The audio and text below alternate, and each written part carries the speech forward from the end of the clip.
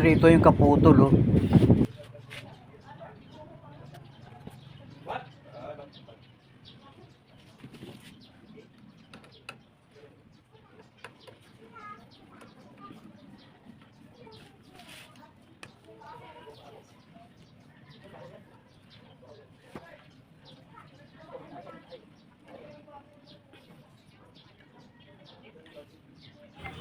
Pangit na yung ulo ng screw.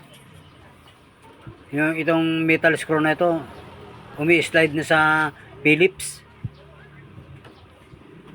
Itong isang Phillips, ayaw pa rin, umi-slide pa rin.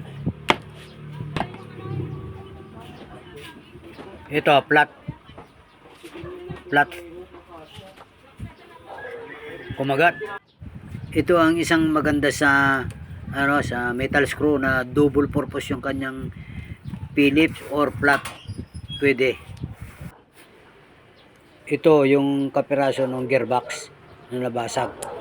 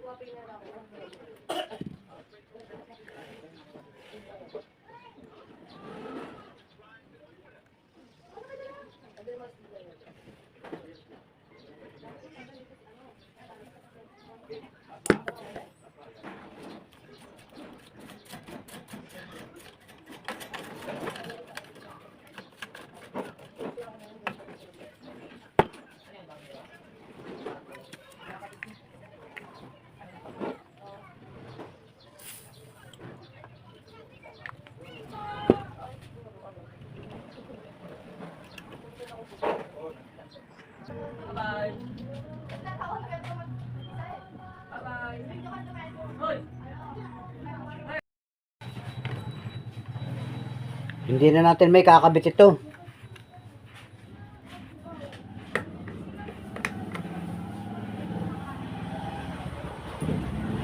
Walang pambili pyesa. At saka wala naman talagang mabili. Ang binibigay sa akin doon yung bakal lang ganito. Ayoko nung bakal kasi mahal, 125. Eh ito, 75 lang to eh. Ngayon, kakabit na natin ito cover. Pero hindi saan kakapit itong cover? Dahil ang cover dito nakakapit yan eh. Yung cover dito. Ganito na lang paraan dyan. Para makakabit din ito. At hindi siya nakaganyan lang. Paraan lang muna ba hanggat wala pa yung kinakahoy na pyesa.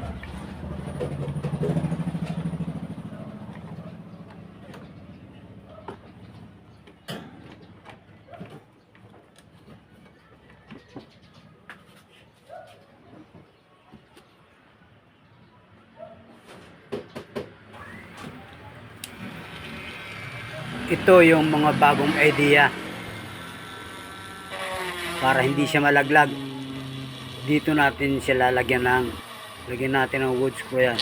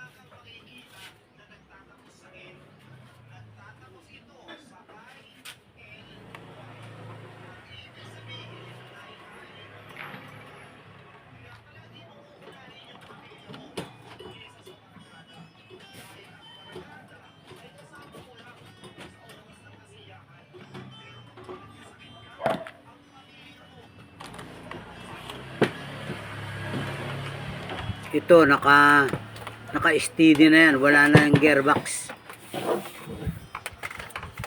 Steady lang to, hindi ito pwedeng mag-swing. Dalawang screw, matibay na yan. Hindi yan basta malalaglag.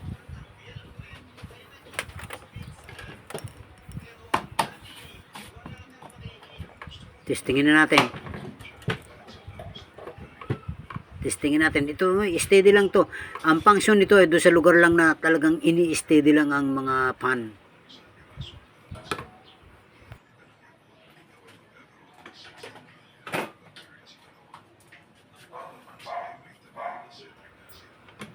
Okay?